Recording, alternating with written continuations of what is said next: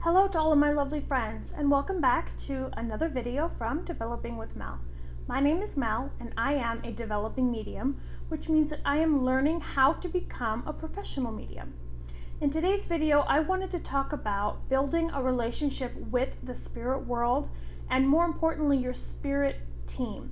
So stay tuned, and as always, thank you for watching.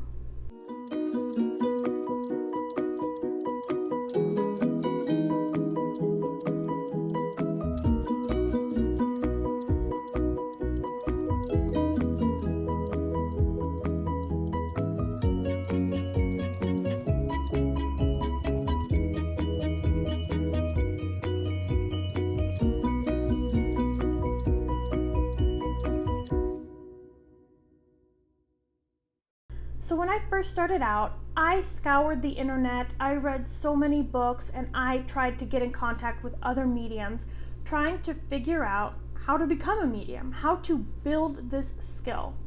And I was not born as a medium. I actually made a video, I'll link it down below, about how I knew that I was a medium. And it happened to me when I was 36, very randomly. So when it happened, I was excited. I wanted to build the skill. I wanted to become a medium. I always felt drawn to being a medium. When I saw other mediums on television, I always felt, wow, that should be me. That needs to be me. And so, of course, when it happened, I just wanted to jump in and do everything I could to talk to other mediums, to research, to read, to do things that I could to figure out how to be a medium. And it took finding a mentor, someone who teaches mediumship classes, to say, all the development that you need is within yourself. It's within you and your spirit team that's already there and available to you. And it took me a few days to figure out what she meant. But when I finally figured it out, I realized, wow, this light bulb came on. I have everything I need within myself. So I would sit in the power and talk to my guides. I would sit in the power and connect to the spirit world. And that is exactly what she meant. Building relationship with your guides, building the relationship with the spirit world, connecting with them and showing them that you are here to be of service for them, that you are here to help humanity, to help other people, and to bring forth the messages from the spirit world to show humanity that life does go on after we pass away, that this is not it for us, that we are still alive, you could say, in a sense. We are still alive somewhere else. We are still somewhere else. This is not it. So I wanted to make a video on how I do that and why I think it's important. For one, I think it's important because to be a strong medium, you have to have a connection to your spirit team, because they are the ones lining everything up for you in the spirit world. And by lining up, I mean this. When you're going into a reading, let's say I'm doing a reading for Sally, and I have my reading scheduled for Friday, and today is, let's just say today's Monday, and I schedule a reading for Friday. My spirit team is already up there lining up spirit communicators for Sally that can come through. My spirit team is working with me and for me on the other side, setting things up for me. Then when the day of the reading comes, my spirit team, for me, it might be different for other mediums or other developing mediums, but for me, they stand behind me like this, and I know they're there because my back area gets hot. So they stand behind me and help me. So when a spirit communicator comes, I can feel my guide step forth and bring the information to me. So for example, symbols or words or feelings, things like that, my guide will bring it to me from the spirit communicator, and my guides help that spirit communicator communicate with me, because my guides know me. They know my style and what I need to interpret the information. The spirit communicator doesn't have a relationship with me. My guides do, and they know me and what I need. So that's why it's so important to build that relationship with your guides, is because they get to know you. They get to know what you need. They get to know how you feel things, how you interpret things that you see. Your guides are the ones that are doing the work behind the scenes. So you need to have that relationship built with them. On top of that, you need a relationship with the spirit world. And by that, I mean, when I sit in the power, I don't always sit in the power to be with my guides or develop with my guides. Sometimes I sit in the power just to be in the spirit world. Let them know that I'm available. Let them know that I'm there, that I want to be there, that I want to be of service. And I just sit in the spirit world and feel the amazing vibes that they have. I just sit there and let them know that I am here to be of service for you guys. I'm here to help.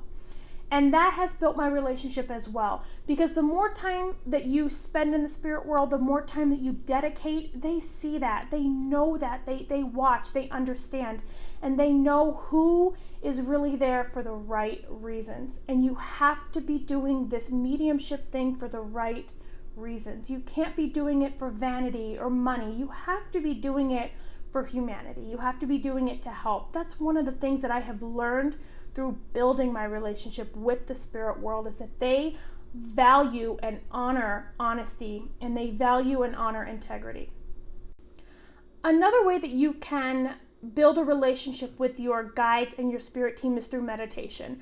I talk about sitting in the power a lot, and that's completely different than meditation. Meditation is where you have thoughts. Sitting in the power, you're just sitting, you're not thinking, you're not doing, you're not acting, you're just sitting there with the spirit world, with your spirit team. Meditation, you go into a meditative, relaxed state and you ask questions. You feel around. You ask things that you want to know. And so you can meditate and sit and ask questions for the spirit world, for your guides. They will come through and talk to you. Now, I have done a video on that. They don't always come through the first few times, maybe even the first month, but keep trying, keep doing, keep going.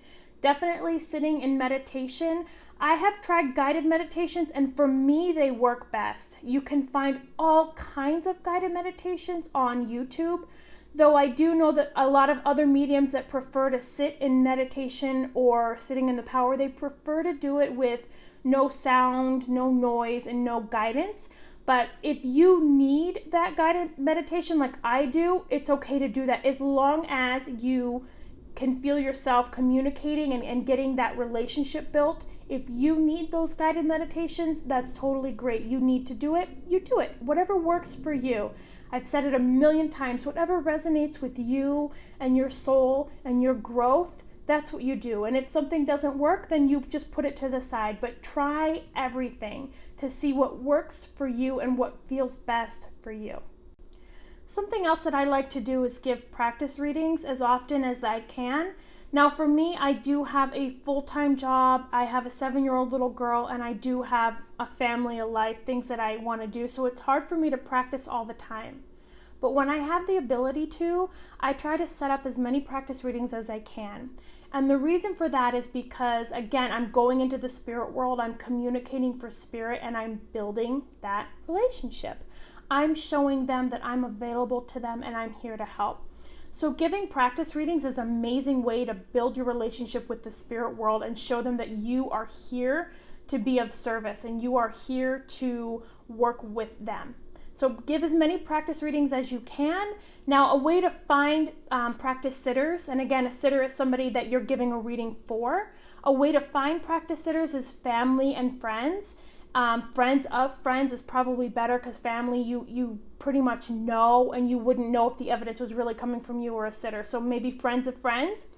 And then once you've gone through those friends of friends, you can find groups on Facebook or YouTube. Just look for mediumship groups. And there are groups on Facebook where you can post that you'd like to give practice readings, and you can get lots of people, and they're complete strangers. So you know that you're building your mediumship skills when you are speaking and giving readings for strangers. And the very last tip that I can give, and it's not really so much as a tip as advice, is trust and believe. Trust and believe in spirit. They are there for you, and you have to trust and believe in that. Giving them that trust shows them that you are faithful, you are honest. So trust and believe in spirit. They will never, ever let you down. They have never let me down in a reading, ever. I've been nervous or scared, like, oh my gosh, please come through, please don't leave me hanging. And I've never once been left hanging. Now, I have been where I've been in a reading and I have not been able to connect, but that was me. That was not the spirit world. That was me having some sort of a blockage somewhere. I have created videos on blockages, so check that out.